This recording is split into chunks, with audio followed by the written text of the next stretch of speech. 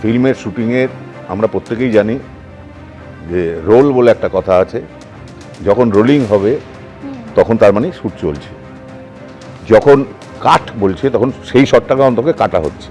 এবং লাস্ট হলো pack up বলে একটা কথা আছে, এই প্যাক আপ যদি হয়ে যেত তাহলে ক্যামেরা অন থাকতো না, তাহলে ড্রোন চলতো না। কিন্তু আমাদের দুর্ভাগ্য, মাননীয় লীনা দি তিনি বলেছেন যে তখন নাকি শুটিং হচ্ছিল না। এটা হলো প্রথম মিসগাইড করা, এটা প্রশাসনকেও মিসগাইড করা। সুতরাং এই সত্যগুলো বেরোনো দরকার।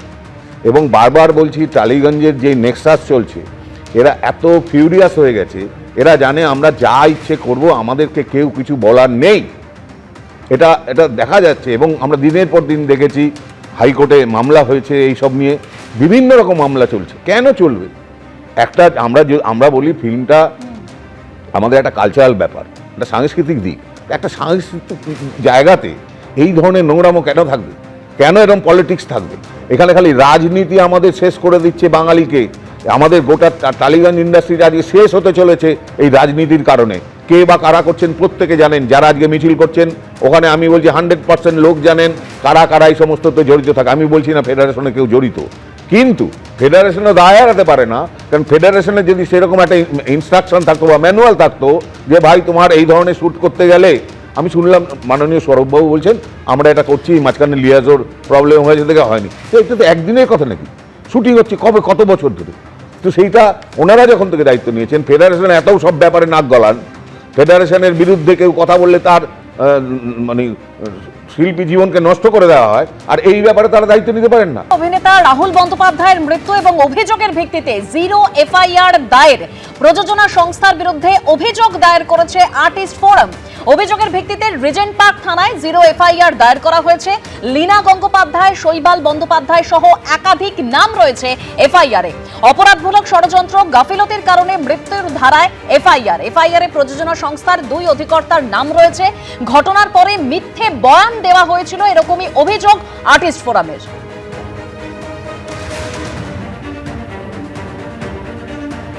আমাদের প্রশ্ন পরিষ্কার কথা বলছি যে পুলিশ এবং প্রশাসন তাদের তো একটা জবাব দিতে হবে যে এইরকম একটা ঘটনা ঘটলো, আমাদের একজন অত্যন্ত ঘনিষ্ঠ মানুষকে আমরা হারালাম, অভিনেতাকে হারালাম।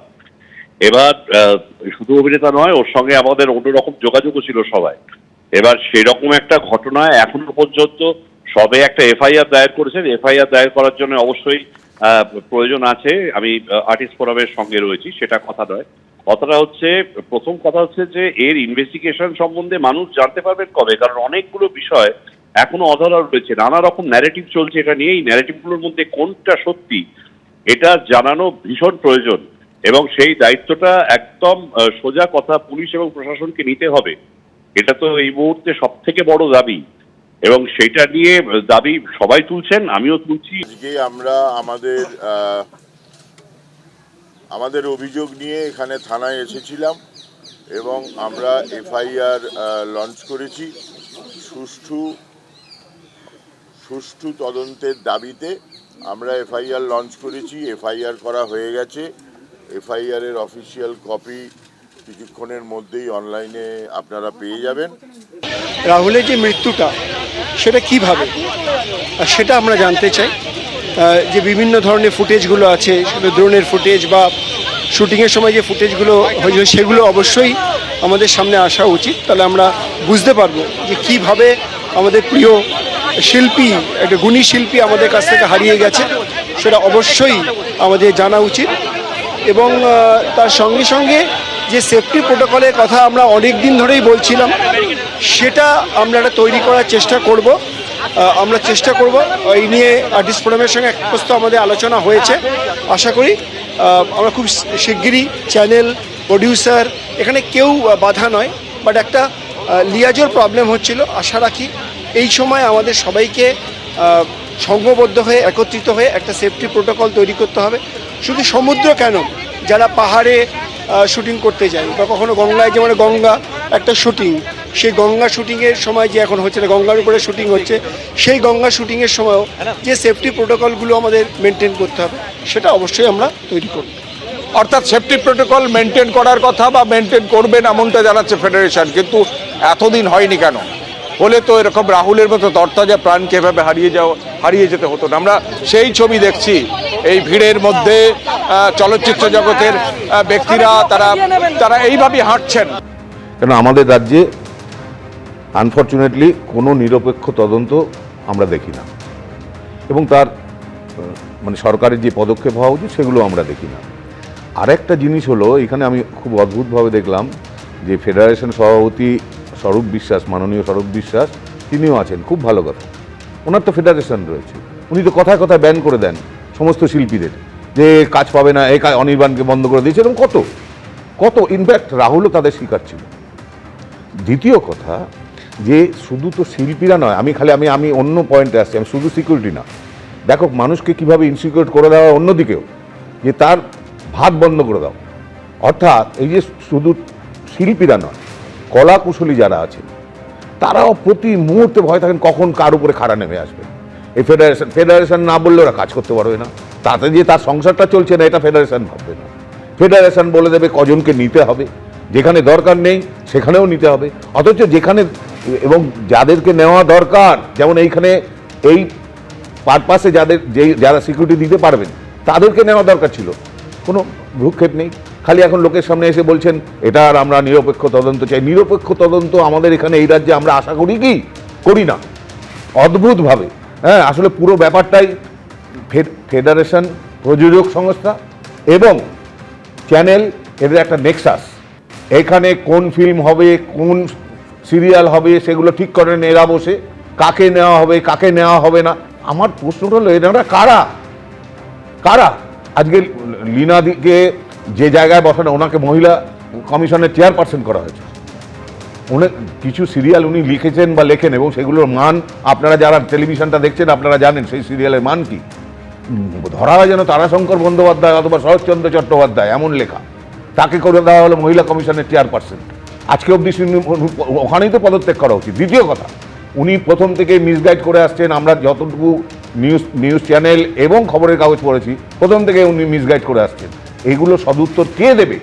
আজকে কেন আর্টিস্টদের নামতে হলো? সত্যিই তো এরা ইনসিকিউর প্রতিটি জায়গায়। ভাবা যায় একটা শুটিং চলছিল, একটা শুটিংয়ে যতক্ষণ না প্যাক আপ বলা হবে, যেখানে ক্যামেরা চলছে, ক্যামেরা অন, সেটাকে কি করে বলা হয় যে শুটিং চলছিল না?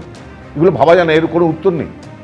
একদম, মানে আমরা শুনছিলাম সৃজিত মুখোপাধ্যায়ের বক্তব্য, আমরা শুনছিলাম তিনি বলছেন যে বাধ্য হয়ে আজকে রাস্তায় নামতে হলো, কারণটা জানার জন্য রাস্তায় নামতে হলো। আমি সমীরদার কাছে আসবো, তবে তার আগে আমি একবার অরিন্দম বাবুর কাছে যাবো। অরিন্দম বাবু, মানে দেখুন একটা বিষয়, মানে যে একটা মৃত্যু যাকে কেন্দ্র করে এত প্রশ্ন উঠছে, যেখানে এই অভিযোগটাও সামনে এসেছে যে ওই শুটিং এর জন্য কোনো রকম অনুমতি নেওয়া ছিল না, তো সেক্ষেত্রে এই যে এত প্রশ্ন একটা মৃত্যুকে কেন্দ্র করে, তাহলে তদন্ত কিভাবে এগিয়ে নিয়ে যাওয়া উচিত ছিল বলে আপনার মনে হয়? প্রথমেই বলে দিই যে এইভাবে শুটিং হয় না, এইভাবে শুটিং হয় না। শুনে রাখুন, শুটিং করতে গেলে কতগুলো পারমিশন লাগার দরকার। হু ইজ দ্য ডাইরেক্টর, কারা পরিচালক? আপনি আমাকে বলুন তো, ওইখানে যখন গিয়েছিল একটা শুটিংয়ে যখন হচ্ছে, ক্যামেরা অন ছিল, অ্যাকশান বলে একটা কথা, আমিও অভিনয় করেছি, অ্যাকশান। আচ্ছা, এই যে মানুষগুলো ছিল, আপনি জানেন আমি দু মাস আগে দীঘা ঘুরে এলাম, ওখানে কত সতর্কবার্তা। আপনি যখন ওখানে যাচ্ছেন, যারা পরিচালক আছে জিজ্ঞাসা করি, নুলিয়া ছিল? আপনারা কি নুলিয়াকে রেখেছিলেন? এত বড় ওখানে একটা স্রোত থাকে, এইভাবে কি একটা শুটিং হয়? একটা মারাত্মক শুটিং। আমি আপনাকে আজকে বলছি, তদন্ত কি হচ্ছে আমি এই প্রসঙ্গে আমি যাব না, তবে it's fully depends on the postmortem report and viscera. কেন আপনাকে এই কথাটা বলছি? পোস্টমর্টম রিপোর্ট হচ্ছে গিয়ে, আপনারা জানেন যে আজকে যদি জলে ডুবে মারা যায়, তাহলে ডোবায় হলে নখের ভিতরে কাদা থাকে এবং নানা রকম আমরা দেখেছি পাকস্থলীতে জল থাকে। কিন্তু এখানে যেহেতু নোনা জল, আপনি দেখবেন বডি অনেকটা রাজহাঁসের মতো হয়ে যায়। আপনি জামা প্যান্ট থেকে বিশেষ করে শর্ট প্যান্টগুলোর মধ্যে প্রচুর পরিমাণে বালি থাকে, বিভিন্ন, দিস ইজ দ্য সিমটম। কিন্তু প্রশ্ন হচ্ছে একটা, যে আগের দিন রাত্রেবেলা ওখানে সফট ড্রিঙ্ক বা কিছু খাইয়ে তার সাথে বিষ খাইয়েছি কিনা, সেটা হচ্ছে গিয়ে পোস্টমর্টম রিপোর্টের মধ্যে যে ভিসারাটা পাওয়া যাবে। এবং ভিসারা যদি করে থাকে, এখন পর্যন্ত জানি না তদন্তে কি হয়েছে। এনারা আজকে বলছেন মার্ডার হয়েছে, এনারা বললে তো হবে না। আপনারা যদি মনে করে থাকেন, আমিও সমবেতী, কিন্তু আমরা এখনো আপনার স্যাটিসফাইড নয় নির্ভয়া কাণ্ডে।